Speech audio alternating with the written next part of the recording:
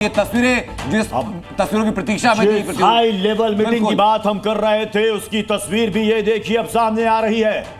तीनों सेनाओं के प्रमुख यहां पर आपको बैठे हुए नजर आएंगे।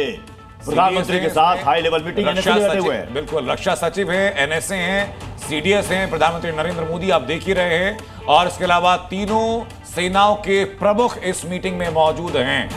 और अब आप इससे अंदाजा लगा सकते हैं, रक्षा मंत्री भी वहां पर मौजूद हैं, रक्षा मंत्री राजनाथ सिंह भी मौजूद हैं। इसका मतलब कि कुछ बड़ा होने वाला है। जो पाकिस्तान के खिलाफ जो स्ट्राइक की जा रही है, उस स्ट्राइक पर मुहर लग चुकी है इस हाई लेवल मीटिंग में, यानी कि फाइनल असॉल्ट से पहले की ये मीटिंग। जो पहली मीटिंग का जिक्र प्रत्युष आपने किया था आपने, कि जिसके बाद अटैक हुआ था, उस मीटिंग में प्रधानमंत्री नरेंद्र मोदी की तरफ से ब्रीफिंग की जा रही थी, और बाकी जो लोग वहां पर मौजूद थे वो पेन पेपर लेकर लगातार नोट करते जा रहे थे, और एक स्माइल के साथ में। वैसा ही बॉडी पोस्चरिंग आप अभी देखिए, बाकी लोग बैठ करके पेन पेपर लेकर हाथ में तैयार हैं, और स्माइल के साथ में प्रधानमंत्री नरेंद्र मोदी की तरफ से लगातार ब्रीफिंग की जा रही है।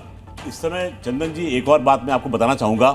आपने बताया था कि अभी जैकोबाबाद एयरबेस जो है उस पर अटैक किया गया है। जैकोबाबाद एयरबेस जो है बाड़मेर से 400 किलोमीटर की दूरी पर है।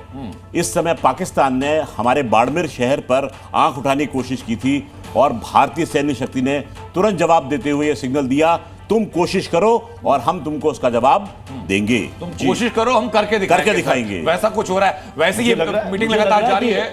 नीरज पांडे इस वक्त जुड़ चुके हैं। नीरज, हमारे पास वो तस्वीर भी है जो हाई लेवल मीटिंग चल रही है, क्या जानकारी आपके पास है? हाई लेवल मीटिंग जारी है, ये तस्वीरें सामने आ चुकी हैं, और इन तस्वीरों में साफ देखा जा सकता है प्रधानमंत्री नरेंद्र मोदी को आप देख सकते हैं बैठक की अध्यक्षता कर रहे हैं। इसके अलावा राजनाथ सिंह हैं, अजीत डोभाल एनएसए हैं, आप देख सकते हैं। बाकी जो ऑफिसर्स हैं तो वो देख सकते हैं, तीनों सेनाध्यक्ष हैं, सीडीएस हैं, और जैसा मैंने पहले कहा कि रॉ चीफ इसमें दिखाई पड़ रहे हैं। सीधे सीधे रॉ चीफ भी बैठे हैं, और आईडी चीफ तपन डेका वो भी दिखाई पड़ रहे हैं। तो जो कोर कमेटी कल शाम को, जिस कोर कमेटी के साथ प्राइम मिनिस्टर नरेंद्र मोदी ने बैठक की थी, उनके साथ एक रणनीति पर चर्चा की थी, वही कोर कमेटी एक बार फिर से आपको नजर आ रही। वही कोर कमेटी इस तस्वीरों में दिखाई पड़ रही। वही कोर कमेटी आप देख सकते हैं इस समय प्रधानमंत्री के साथ चर्चा कर रही है। और ये एक कोई सामान्य बैठक नहीं है, ये बहुत अहम बैठक है, क्योंकि यही बैठक, यही कोर कमेटी तय करेगी आगे का कोर्स ऑफ एक्शन क्या होगा, फाइनल असॉल्ट क्या होगा, या किस तरह से पाकिस्तान को जवाब दिया जाएगा। तो इस कोर कमेटी के जरिए ही वो आगे की रणनीति तय होगी। और आज रात में भी अगर पाकिस्तान फिर से नापाक हरकतें करता है तो उसको जवाब देने की रणनीति पर भी चर्चा हमें लगता होगी। नीरज, लेकिन क्या भारत की अब तक की जो रणनीति रही है कि रिस्ट्रेन बरतते हुए हम जवाबी कार्रवाई कर रहे हैं, रिटेलिएट कर रहे हैं, क्या वो अभी भी मैनेज रहेगा, वो भी अभी भी जारी रहेगा, या फिर हम अपनी ओर से आगे और असॉल्ट बढ़ा सकते हैं? क्योंकि देखना होगा, पिछले 2 दिनों में जो देखने को मिला उससे साफ है कि शाम होते ही पाकिस्तान के ड्रोन भारत के सीमाओं पर अटैक करना शुरू कर देते हैं।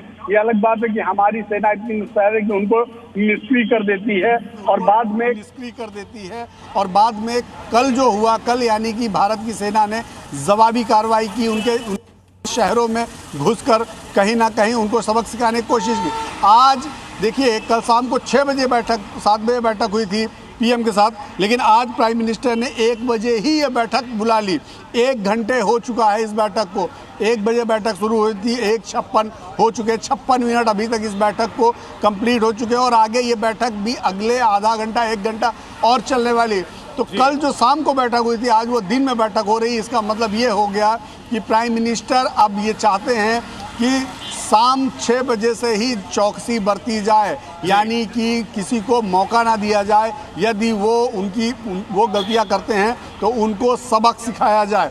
तो इसीलिए आज लगता है ये दिन में बैठक बुलाई गई है, ताकि शाम से कोर्स ऑफ एक्शन भारतीय सेना का शुरू हो जाए। तो कल जो इम्पोर्टेंट मीटिंग हुई, उसी की अगली कड़ी इस मीटिंग को देखिए।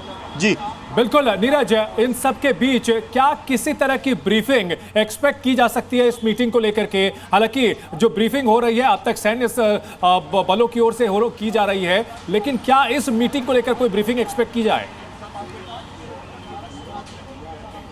देखिए, ये बहुत ही क्रूशियल और ये कहें कि सीक्रेट बैठकें हैं। इन बैठकों में जो होती हैं, उन बैठकों उन बातों को बाहर नहीं लाया जा सकता, क्योंकि वो देश की सुरक्षा और देश की रणनीति से जुड़ा हुआ मसला होता है। ऐसे में सरकार ऐसी बैठकों में आगे का प्लान तय करती है, प्लान एग्जीक्यूट कैसे होगा वो सिर्फ इन्हीं लोगों को पता होता है, यानी कि सेना अध्यक्षों को बताया जाता है कि आपको ये प्लान एग्जीक्यूट करना है।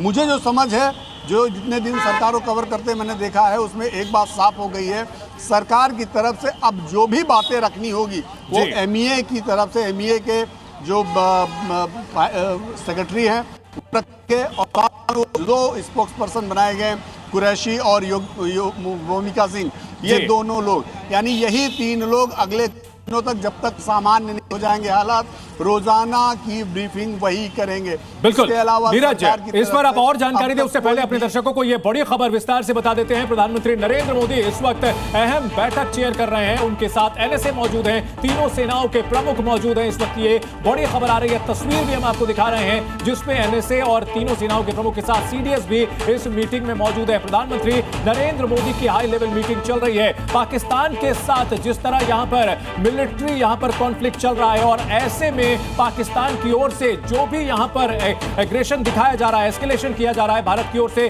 जबरदस्त जवाबी कार्रवाई का सिलसिला लगातार जारी है। जो भी यहां पर टारगेट को अटैक किया गया है उसे भारत की ओर से पूरी तरह से नाकाम कर दिया गया है। और अहम बैठक, यह बैठक इसलिए भी अहम हो जाती है नीरज की अब से थोड़ी देर पहले यहां रक्षा मंत्री के साथ तीनों सेनाओं के प्रमुख और CDS की वो अहम बैठक हो चुकी है और उसके बाद PM से मिलना यह बहुत बड़ा संकेत है।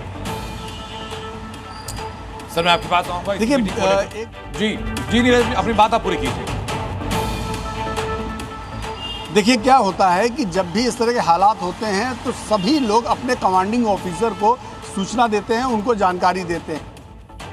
पर रक्षा मंत्रालय के जो जितने भी सेना के प्रमुख हैं उनके लिए एक तरह से रक्षा मंत्री हो जाते हैं। तो ऐसे में CDS हो या तीनों सेना अध्यक्ष हो, मंत्री को एक जो एक आप कैसे हायरार्की है, हायरार्की के हिसाब से रिपोर्ट करते हैं, उनको जाके जानकारी देते हैं। रक्षा मंत्री प्रधानमंत्री को जानकारी देने आते हैं, लेकिन इस दौरान सारे जो सेना प्रमुख हैं वो भी साथ में होते हैं, रॉ चीफ भी होते हैं, IB चीफ भी होते हैं और CDS भी हैं। इसका प्रधानमंत्री हर तरह से चीज़ों को असेस भी करना चाहते हैं और फाइनल डिसीजन भी, क्योंकि प्रधानमंत्री सरकार के मुखिया होने के नाते वो फाइनल डिसीजन लेते हैं। लेकिन फाइनल डिसीजन कैसे लेते हैं?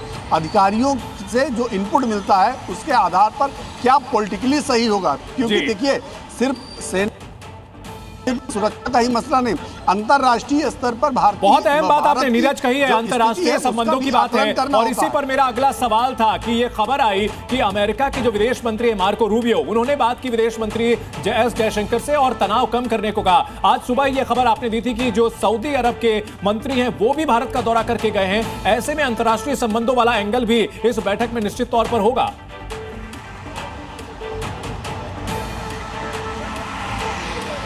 जी बिल्कुल, ये एंगल भी है, क्योंकि भारत लगातार प्रमुख देश हैं, चाहे अमेरिका हो, आप यूरोपियन यूनियन हो, दूसरे देश से लगातार टच में है। और आज जिस तरह से के साथ उनकी बातचीत हुई, ये अपने आप में ये दर्शाता है कि भारत कहीं भी अपने आप को ये साबित नहीं करने देना चाहता कि वो गलत कर रहा है। भारत ये बताने की कोशिश कर रहा है कि दरअसल हम आतंक से पीड़ित हैं, हमारा जो पड़ोसी देश है वो आतंक को पनाह दे रहा है, वो आतंकियों को पनाह दे रहा है। और वो आतंकियों के जो दाह संस्कार थे, आतंकियों के जो फ्यूनरल थे, उसमें दिखाई पड़ा कि उस समय वहाँ पर पाकिस्तान आर्मी के जवान, पाकिस्तान आर्मी के अधिकारी, पाकिस्तान के जो आप कह सकते हैं कि राज करने वाले नेता हैं वो दिखाई पड़े। मरियम नवाज की तरफ से उनको फूल भेजा गया, वहाँ की सरकार की तरफ से श्रद्धांजलि दी गई। ये हैरानी की बात थोड़ी थी, आतंकवाद जो है वो पाकिस्तान की स्टेट पॉलिसी है, वहां के आतंकियों में, वहां की सेना में कोई खास अंतर थोड़ा ही है। और ऐसे में जो आतंकियों को वहां पे स्टेट फ्यूनरल दिया गया, सल्यूट करते हुए तस्वीरें हमने दिखाई थी, ऐसे में हैरानी की कोई बात नहीं थी।